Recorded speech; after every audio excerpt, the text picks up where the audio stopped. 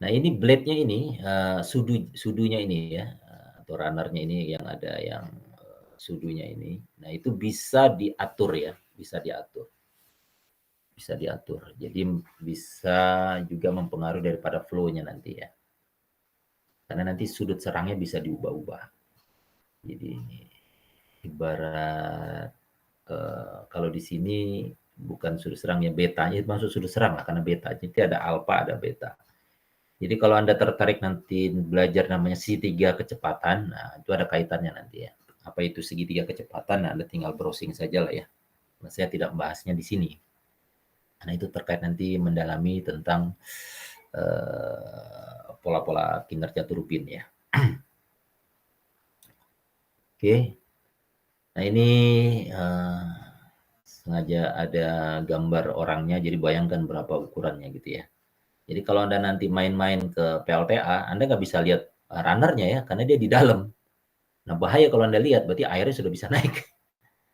Kecuali apa namanya guide fan-nya ditutup gitu ya. Untuk kalau lagi lakukan namanya overhaul ya. Kalau overhaul, berarti tentu ada apa namanya sudah ditutup daripada sudut tetap ya atau guide fan ini sudah nutup jadi sehingga flow air tidak masuk ke dalam apa namanya sistem PLTA ini sehingga sudah lakukan perbaikan jadi ini bisa dinaikkan ke atas. Oke, kira-kira begitu. Nah kalau di PLTA lantai 1 lantai 2-nya itu semakin turun ke bawah itu semakin naik angkanya ya. Nah, jangan salah, jadi kalau yang Anda kali pertemu nanti misalnya masuk ke sistem PLTA, yang ketemu dulu dia generatornya. Generatornya bukan, dan nanti waktu Anda naik, versinya bukan naik lantai 2, tapi turun ke lantai 2 gitu ya. Nah, gitu. Nanti juga kalau ternyata nanti ada alarm atau apa, nah Anda jangan lagi turun gitu. Misalnya tahunya misalnya ada terjadi sesuatu gitu ya. Tahunya kita kalau di dalam ruangan, wah kita segera turun ke bawah, keluar dari gedung kan gitu ya. Nah, kalau sistem PLT jangan Anda turun ke bawah, Anda jadi harus naik ke atas gitu ya. Berhenti langsung keluar. Karena ini posisinya udah di dalam gitu ya. Di bawah. Oke, berikutnya ada turbin Pelton, termasuk turbin impulse ya. Seperti apa? Nah, seperti ini dia. Sebenarnya kita punya turbin Pelton, tapi nggak tahu kemarin itu saya coba lihat lagi, atau sudah dipindahin kemana ini ya. Turbin Pelton. Oh, ada yang terbaru sekarang. Kebetulan kita baru beli apa turbin air ya. Ada Pelton ya nanti ya pekan depan lah ya waktu kita kunjungan ke lab ya. Ya. Ini bucketnya, ini ada nozzle-nya. Jadi kalau lihat di sini ini dia tidak hanya satu ya, tapi terpasang ada 5. Jadi semakin banyak dia ini artinya semua itu mengisi, semua sisi itu mengisi untuk terjadinya putaran.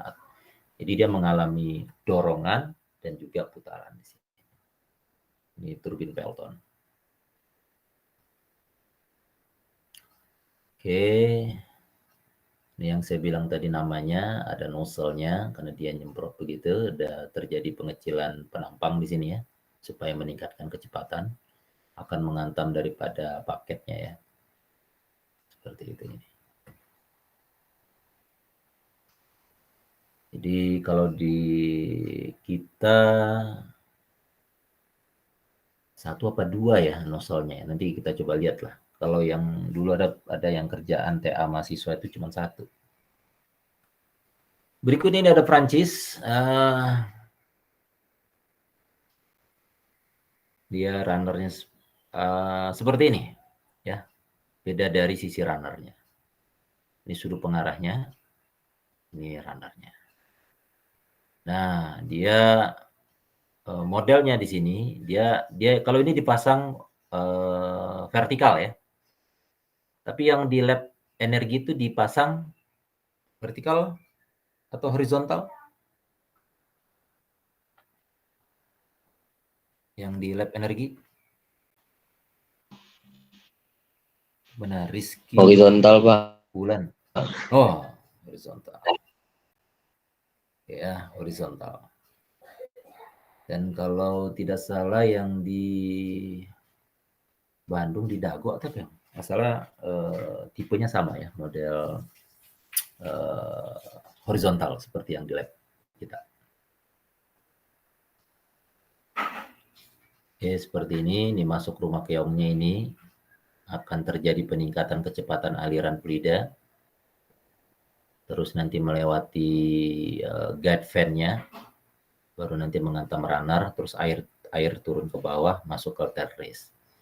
Nah, gerakan daripada guide fan ini juga mengatur flow dia, itu pakai sistemnya hidrolik ya, sistem hidrolik.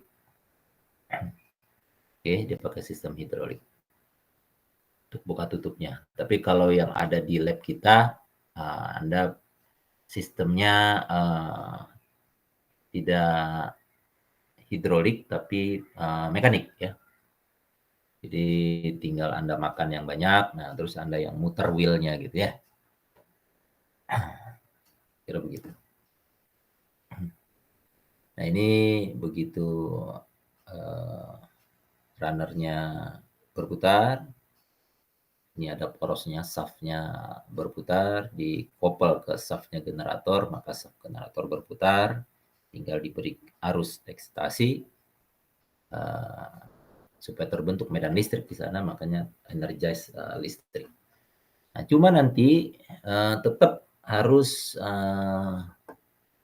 melakukan namanya peningkatan apa namanya ya. Jadi kalau di powerhouse ini menghasilkan energi listrik, tetap ini dipasang trafo ya. Nah, trafonya ada step up, ada step down. Ya. Kalau step up itu untuk masuk ke distribusi ya dan jaringan, itu supaya dikirim keluar.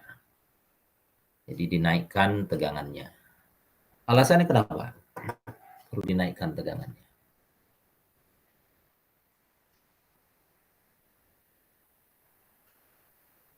Mana Rizky Wulandari. Kenapa kita perlu memasang trafo step up, jadi dinaikkan tegangannya sebelum didistribusikan ke pelanggan lah ya. Tahu nggak? Rizky Wulandari. Iya, Pak. Gimana? Kenapa perlu dipasang trafo step up sebelum masuk ke sistem distribusi dan jaringan?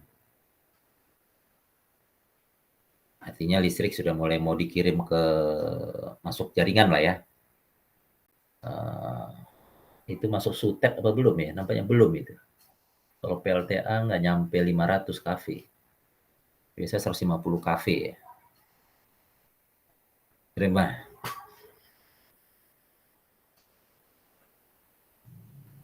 Biar tegangannya naik. Iya, kenapa perlu dinaikkan tegangannya?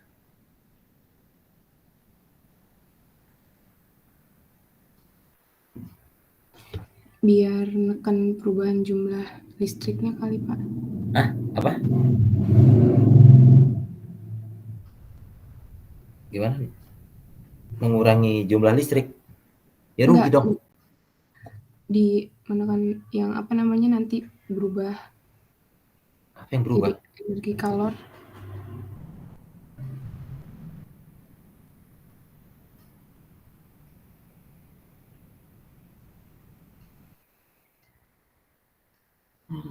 Gimana? Masih belum jelas ya.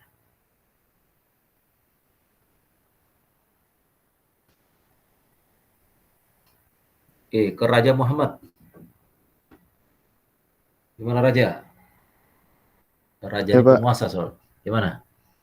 Kenapa Bukan, perlu ya. dipasang trafo step up? Misalnya dari kalau generator itu biasa rata-rata 6 kV ya. Naik jadi 160, 150 kV. Kalau DPLTA rata-rata 150 kV dia naiknya. Kecuali yang Ini PLTU ya. PLTU. ini kali Pak yang Kenapa komposisi. harus dinaikkan ke dinaikkan tegangannya sebelum didistribusikan ke pelanggan? Ini kali Pak, nyambung tadi dari Kila, kan kalau pas pendistribusian tuh, kalau tegangannya, Ini wajahmu mana nggak kelihatan? maaf Pak, tadi dari jalan. Kan nyambung dari Kila, Gimana? kalau harus dinaikkan itu saya kalau rendah dan dikirim dikirim di wire yang panjang itu akan ada perubahan energi listriknya jadi kayak energi panas gitu Pak. Jadi perlu dinaikin biar nggak terjadi perubahan itu. Gitu kali Pak.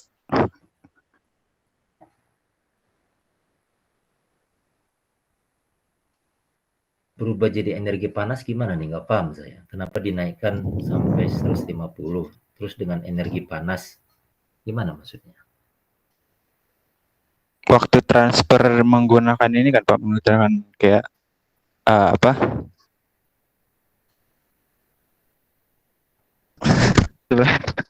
Kan waktu transfer menggunakan si yang dari itunya. Jadi kalau tegangannya tetap PLN, rendah, apa? terus dia panas gitu. Kalau dinaikkan dia dingin gitu. Kalau tegangannya rendah lebih gampang berubah jadi energi kalor kayak gitu deh Pak. Nah, kalau gampang berubah energi kalor terbuang dong panasnya. Iya makanya dinaikkan biar nggak lebih gampang berubah. Iya, hubungannya gimana? Kalau dinaikkan tegangan dengan panas.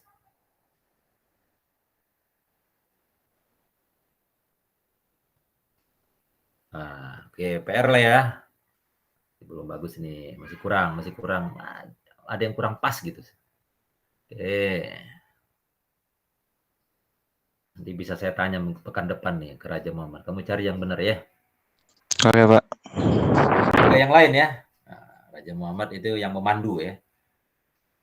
Oke. Demikian juga nanti kalau diturunkan ya. Kalau diturunkan, alasannya kenapa nih? Ada yang tahu?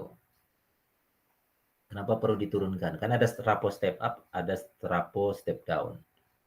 Kenapa perlu ada trafo step down?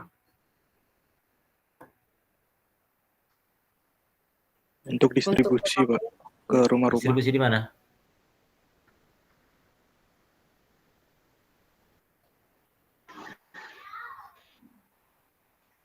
Mana Lul?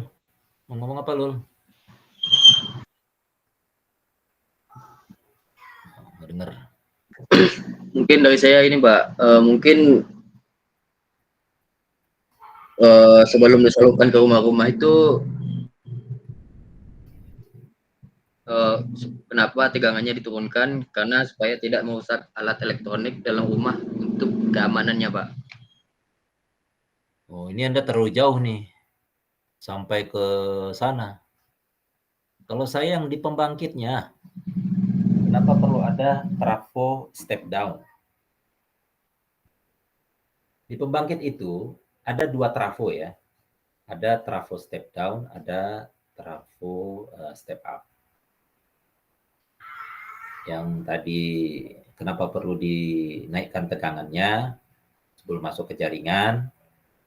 Nah, itu nanti dilengkapi lagi ya biar lebih baik. Nah, sekarang juga ada punya trafo step down di pembangkit itu. Nah, kenapa perlu ada? Gitu.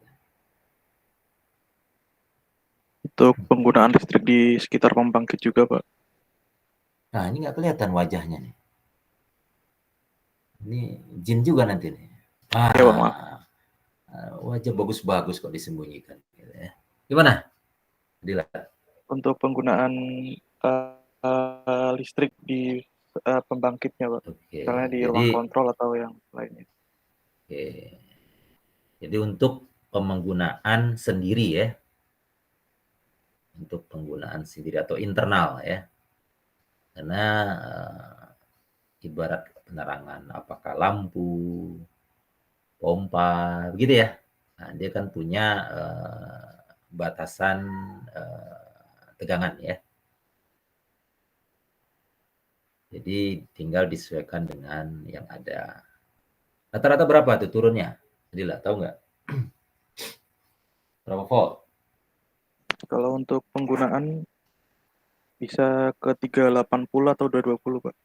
Oke, good ya. Bisa 380 ke 220. Oke, kita lanjut.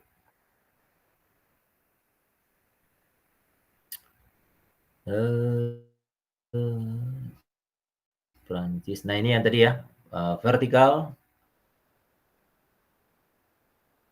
horizontal ya, horizontal yang seperti yang di lab kita ya. Nah, ini untuk pemilihan turbin. Jadi memang sengaja ada kurva ini, atau kurva kinerja daripada turbin. Ada yang Prancis, nanti ada yang Kaplan, ada yang Pelton begitu ya. Ini tergantung RPM-nya. Jadi tinggal nanti kebutuhan. Kalau nanti jadi awalnya itu pasti dari head dulu ya. Anda punya head berapa ini? Misalnya headnya 800. Nah, head 800, flow-nya berapa? Nah, baru dicek berikutnya. Oh, flow-nya ternyata 40 atau 30 lah ya, biar lebih enak. Oh, ternyata ditemukan ada titik ini. Oh, berarti dia cocok adalah Pelton, gitu ya. Tapi kalau flow-nya turun, lebih rendah. Nah, biasanya, head-nya lebih rendah, misalnya 400 gitu. Sementara dia punya flow rate 50, oh cocok dipasang Perancis. Gitu ya. Jadi indikator pertama itu head dulu berapa, terus flow-nya berapa. Nanti tinggal disesuaikan untuk kebutuhan jenis turbinnya apa. Oke. Nah, nanti rumus dayanya nanti yang dihasilkan dari head kali Q dibagi 102, ini dapat 0,9 megawatt. Tapi ini baru daya hidrolis ya. Tinggal nanti perlu dihitung lagi supaya nanti menghitung efisiensinya supaya menjadi mekanis ya. Oh, ralat. Ini ada kali 0,9 ya. Kali 0,9 sebagai faktor koreksinya lah ya. Jadi HQ head kali flow dibagi 102 kali 0,9 megawatt. Satuannya dalam megawatt. Oke, nah ini berikutnya ada turbin propeller seperti ini. Jadi modelnya dicelup begitu. Nah, kalau yang tadi rata-rata posisi turbinnya di bawah. Nah, kalau untuk propeller ini posisi turbinnya ada ditaruh di atas ya. Nanti umumnya banyak main-main di mikrohidro. Nanti kita akan lihat juga ya pekan depan insya Allah. Nah, ini ibarat waduknya baru nanti akan turun di bawah untuk air disalurkan. Nah, ini waktu saya coba pasang alat ini di babakan matang ya. Ini nanti ada guide fan-nya, di dalam ada runner-nya, terus ada poros yang terhubung dengan puli.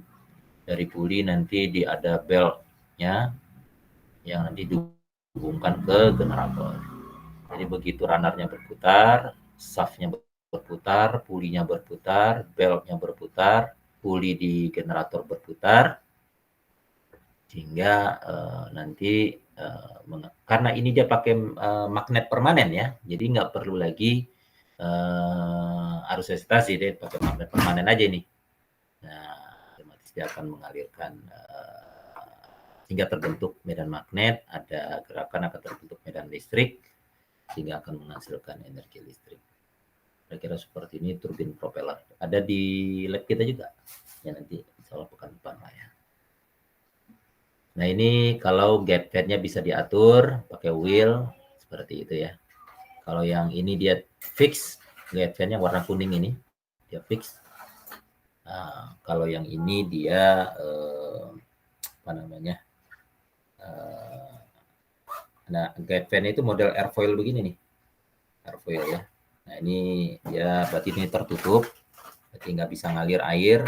Nah, ini bisa akan pelan-pelan ngebuka. Nah, ini pengaturan ada wheel-nya di atas. Kira-kira begitu. Ada pertanyaan?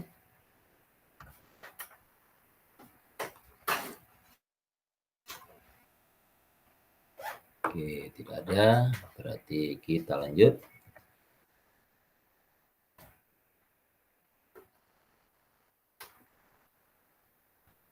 Nah, ini yang pernah saya pasang di lab energi. Nah, posisi propeller itu ada di atas ya, nggak di bawah. Kalau yang tadi rata-rata kan ditaruh di bawah ya. Jadi apakah dia kincir, berarti akan mengantar kincirnya akan berputar, ataupun nanti dipasang apa namanya, Pelton kah, Prancis kah, atau Kaplan kah, gitu ya. Nah, tapi kalau propeller dia taruhnya di atas ini. Ini dulu masih alatnya masih saya pasang waktu mati pengujian. Nah, otomatis ini ada balasnya. Ini nanti ada, artinya karena ini kita nggak punya apa namanya stok airnya, otomatis pakai pompa ya, dipompa dulu, ngisi dia, nah, baru nanti apa namanya lubangnya ini dibuka dan dimasukkan turbin propeller sehingga menghasilkan energi listrik. Jadi kalau lihat dari lampunya ini ya, jadi fungsi balas itu pertama dia tenaganya digunakan buat lampu, kalau masih ada sisa dia buang gitu, dalam bentuk panas ya. Ada balasnya. Nah, ini yang saya pernah pasang di apa namanya di Babakan Madang ya, Desa Wangun 2. Nah, ini ada pusaran, jadi karena kita yang di atas itu airnya ngalir kan dari sungai, terus nanti dipasang pipa ke bawahnya, ada pipanya, pipa 4 in gitu ya kalau nggak salah. Nah, ini mutar, nah, begitu ada pusaran ini baru langsung kita pasang turbinnya. Nah, ini listrik yang dihasilkan dari turbin ini. Ini yang kami pasang dulu di Desa Babakan Madang. Nah, ini yang saya pernah pasang di UI, ini di sebelah Mang Engking ini. Memang sekarang banyak perubahan karena ada dosen UI yang ikut riset ini juga. Jadi kalau awalnya dia, kalau ini saya pasang pipa tuh di dalam ya. Di dalam biar kontur tempatnya tetap terlihat. Kalau sekarang ini banyak yang main tembak saja langsung. Jadi kelihatannya jadi kurang asri. Kalau dulu asri banget itu. Jadi enak saya bikin alat pengujian di sini. Jadi airnya dulu nih ada kayak danau, nanti masuk. Kita punya pintu air di sini, masuk kemari. Langsung airnya diturunkan kemari, baru turun balik lagi ke dalam saluran air ini tadi ya. Prinsipnya seperti itu. Nah, ini yang kucuran ini yang di bawah ini. Nah, ini dia nih. Airnya turun. Nah, rencana saya kemarin itu di atas dipasang turbin propeller, di bawah sini nanti dipasang kincir gitu ya. Nah, nanti supaya lebih banyak lagi listriknya kita pakai panel surya. Itu mimpi saya dulu tuh. Jadi ini dibikin saung, bisa orang uji sambil duduk gitu ya. Pinginnya ada 2 saung. Qadarullah begitu teman-teman UI ikut riset juga di sini, nah tempatnya jadi agak apa ya, kalau menurut saya agak berantakan jadinya, sayang. Tapi memang sekarang banyak ada kincirnya juga. Ada yang pernah ke sana nggak? Di sebelah Mangking itu, pernah lihat nggak?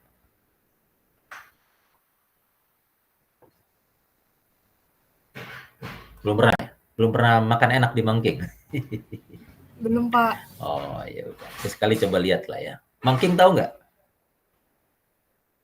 Di dekat apa namanya ya? Masih di tahu ya. Oh, ya sudahlah. Dekat ini asrama mahasiswa ya, arah muka asrama mahasiswa. Nah, itu pas di samping itu. Di depan jalan raya nanti ini. Jadi kalau kemari itu nanti ada jalan raya lah ya kalau ke sananya. Ke kirinya ya, ke depannya. Oke, ini tel race-nya untuk water outlet. Nah, ini yang posisi di atas tadi ya, dekat danau tadi. Nah, di dalam ini kita kasih lubang. Jadi waktu saya uji 2 turbin, Terus nanti di sini pintu airnya ini bisa dibuka tutup di sini tuh. Jadi dari danau menuju pakai pintu air menuju kemari. Nah, di dalamnya ada ini lubangnya. Jadi isi air dulu, udah lumayan penuh. Baru nanti yang awalnya apa namanya pipanya ini kita buka. Jadi ada penutupnya begitu, kita buka, terjadi pusaran air, baru kita masukkan turbinnya. Nah, nanti airnya akan mengalir ke bawah, langsung dibuang. Tapi generatornya nanti menghasilkan energi listrik yang ini hasil waktu kita, ini lampunya ini, kalau Anda lihat ada kuning atau oranye gitu ya. Nah, kelihatan lampunya nyala. Nah, itu lebih jelasnya inilah ya. Kedua. Terus kita ukur berapa pembebanannya sesuai dengan apa mekanisme sistem kelistrikan. Ini yang sempat kami pasang di apa namanya di daerah Danau ya. Oke, berikutnya ini ada turbin bangki atau cross flow seperti ini dia. Nah, ini juga ada di lab energi ya. Nanti seperti apa nanti ini guide fan-nya diatur, buka tutup flow-nya juga. Guide fan, nanti di sini ada runner-nya yang berputar. Nah, ini yang pernah pengujian yang kami lakukan itu pakai sistemnya hidrolik ya. Jadi kalau buka tutupnya ini awalnya pakai manual, pakai tangan ya, mekanik. Nah, ini sudah bentuknya sudah hidrolik ya. Mekanisme sudah hidrolik. Jadi kalau begitu bebannya bertambah, maka gate fan-nya langsung ngebuka sehingga flow-nya jauh lebih besar sehingga menaikkan juga daya listrik. Ya, pernah pengujian kami lakukan cukup lama 2009 ya. Oke, ini sistem PLTA. Nah, gambaran saja lah ya. Ada waduk, sama seperti tadi, air ngalir, ini pipa penstop, ini di dalam. Nah, nanti ini ada runner turbinnya. Kira-kira begitu. Oke. Ada pertanyaan? Terakhir?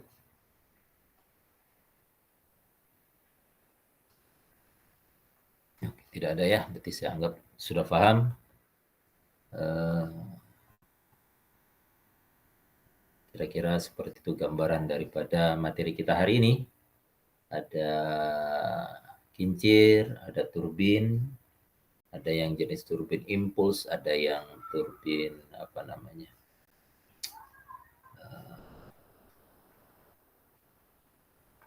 reaksi begitu ya. Nah, nanti silakan nanti tugas Anda hari ini kan merangkum ya, merangkum. Silakan nanti ditulis, nanti diupload di apa namanya di e-learning ya tugas hari ini. Oke, saya rasa cukup ya. Insya Allah mudah-mudahan pekan depan kita belum masuk mengenai analisa kinerja. Kita coba lihat nanti alat-alat yang ada di lab. Yang mudah-mudahan sehat semua ya. Oke, itu saya dari saya. Terima kasih, saya coba capture dulu kehadirannya ya.